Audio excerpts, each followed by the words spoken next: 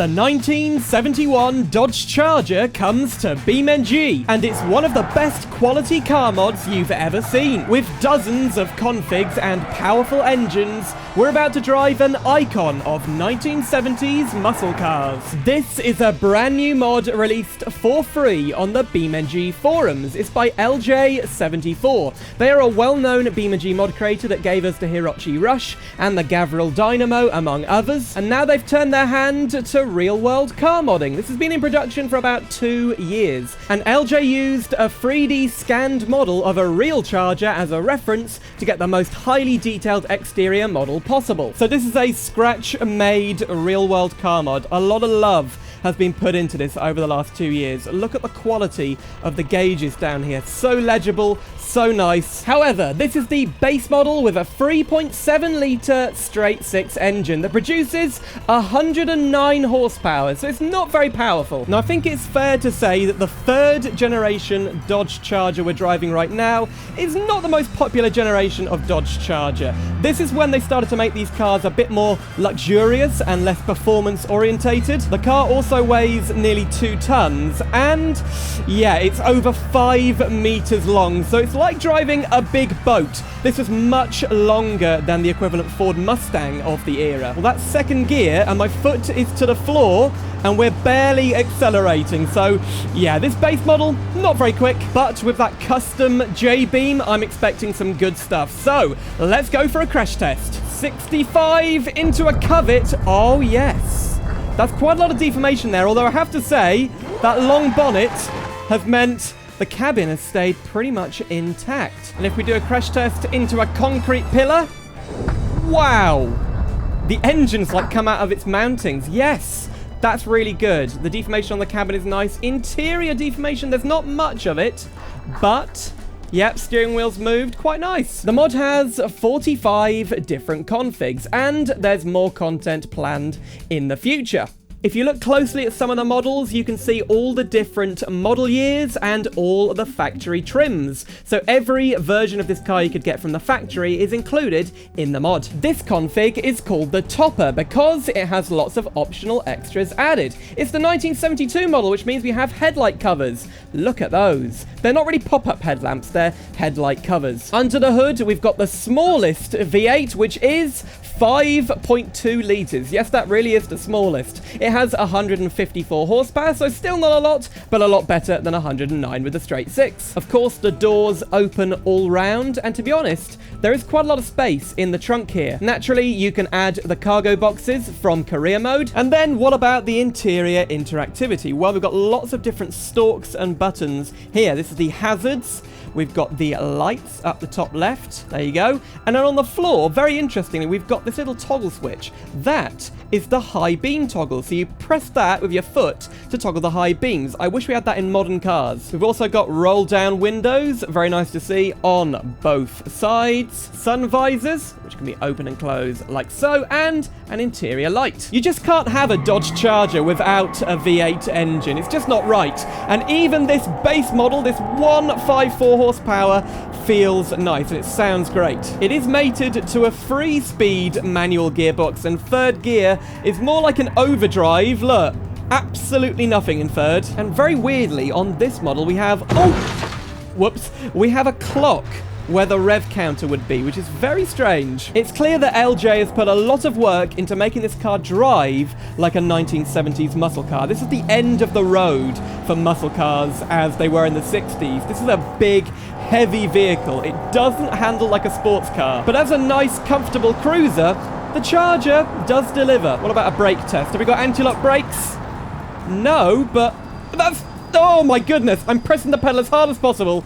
That was maximum braking performance. We weren't even getting any wheel skids because of how weak the brakes are. You had a lot of options for performance trim levels, such as the Rally. That's Rally with a YE at the end. This has a very nice paint job and better suspension. I also like the Furwood. Hold on, what does it say? Wide tread tires. Very nice. Or if you wanted to, you could spec up your SE, that's the kind of luxury version, to be a bit sportier with a front splitter there, some nice tires, and a rear wing. But this has a much bigger V8 engine. It's the 6.3-litre V8 with 250 horsepower. We've got 4 speeds on the floor, and yes, it's a proper shifter. And I also like the steering wheel. Now, this thing has definitely got a bit of a kick, and it's kind of a drifting beast. Look at that. So nearly 60 miles per hour in first gear. What are those things down the end? Do they show your Oh, they show if the indicator's on or off. The little lights at the front. Quite hard to see in the daytime. Whoa, turn in. It still handles like a boat, but we're getting less understeer and less body roll. One of the camera angles is called Rudder, and we're in the back. This is kind of fun to drive from this angle. I can't even see the road. There you go. Now, another nice feature on models with this radio fitted, we have an antenna button. Ready? Up it goes. There is the antenna. And yes, the antenna can be snapped off. As well as 6 or 7 different interior trim colors, we've got some great liveries showcased on the beta model. Very rusty. Even the chrome is all rusted down there. The vinyl roof is cracked, torn, and faded. And then over on the detective model, you can see some nice body wear, like it's been repeatedly bashed in a car park. So this is the detective model. That means it's got a front bull bar and a side light with sirens. Unfortunately, due to a weird bug with the mod, I can't turn the siren on, but there's the light, and I'm sure you know what the siren would sound like. Now, LJ will be updating this in the future with new contents and hopefully bug fixes. I think they're going to be adding NASCAR parts and things like that, so watch this space. The charger isn't done yet. We've also got the highway patrol car, which does have a working siren.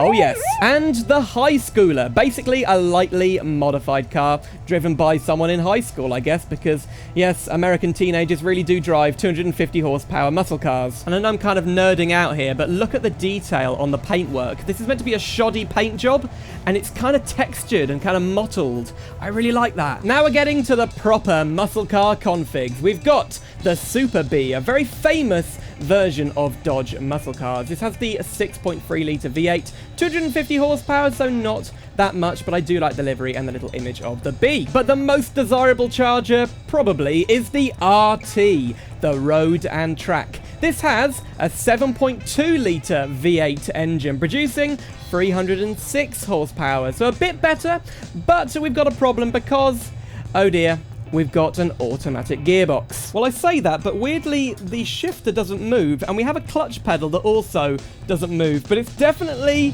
an automatic, a 3-speed auto, in fact. Now, 306 horsepower is a lot, and this car is quick, but wait for the gear changes. They're pretty disappointing. So 80, nearly 90. Very slow and clunky gearbox, this. Now, unfortunately, Dodge discontinued the RT in about 1972, I think, and then replaced it with the other models you've already seen. You could spec up the engine in those. So really, they kind of alienated the audience of the buyers that liked the muscle car charger. And this basically became a luxury car and not a muscle car. But how does the RT automatic go around the corkscrew corner? Let's find out. And I guess the gearbox is going to let us down here. Whoa! It's a boat. Complete boat. But we haven't lost control. Oh, okay. Not great at all. Is there a better config than this? Yes, there is. The model you really wanted was the RT Hemi 426. This has a 7-litre V8 engine with 346 horsepower, and look, the Hemi writing on the top here. Really nice engine, very famous engine. The interior is quite nice. We've got this white leather and wood, and also a 4-speed manual, thank goodness. But then look up here. What's this? We have, oh, a sunroof that actually opens with a little winder. That is really cool. So driving the Hemi, the most powerful variant we've driven so far. Lot of wheel spin, but it's quite controllable. To the first corner, improved brakes, but that does mean a lot of slippage. We've got no grip and no ABS. Here we go. Now, out of all the variants, this does handle the best, but you are pushing this car to the limit with all that power. Even a bit of throttle around a corner will give you oversteer. Having said that, though, it is a lot of fun. And here we go onto the straight. Third gear takes us up to nearly 100 miles per hour. The top speed should be about 135 miles per hour, which is quite a lot in the 70s. Okay, will it be better around the corkscrew corner than the automatic? Probably not. I mean, the suspension is still the same. Okay, try and hit the apex. Ooh, it's understeering. Wow. It's a weird mix of understeer and oversteer. Not very refined driving experience, but a lot of fun. This is the drift variant, and it has the 7.2-litre V8 again, but with 339 horsepower. We've got lowered suspension, some custom wheels, a very nice blue flame paint job, and a nice wing there at the back. And look, louvers on the rear window. Again, we've got these cool latches on the hood. I think that means it's a carbon fiber hood, does it? I'm not really sure. Great looking engine again. It's the Super Magnum. And of course, we've got a Nomi steering wheel. So let's take it around the drift circuit and see how good it is. Now, we should have an increased steering angle. Yes, we do. Look at that. Whoa, just about holding on. Whoa. Oh my goodness. Okay, just go for it. Really plant the throttle. There you go. Look at that. That's not bad. Pretty easy to control. Kind of like a beginner's. Whoa, drift car. Let's go round the loop. See if we can do it one time. Whoa, yeah. Oh, that's great. Second gear. No, that's too fast. That's too much. Oh no, come on.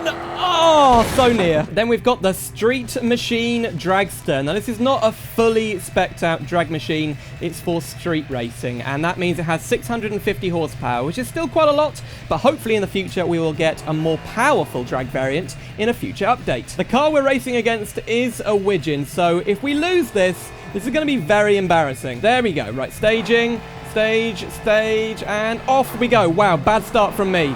Really bad, but there you go, second gear. Oh, pretty good. We are just about getting away, even after my bad start. Yeah, pretty quick, but it's not a proper dragster. It's a street racing car, really. Brakes.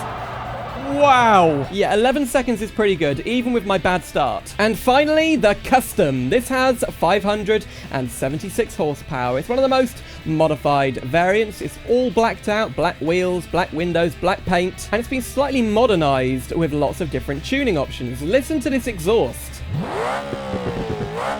Revs up to 8,500 RPM. Now, weirdly, this version of the Charger wasn't available with a supercharger. In fact, I don't think you can even fit one, whoa, in the mod, which is very strange. Maybe that will come in the future, along with the other things like NASCAR parts and more aftermarket parts.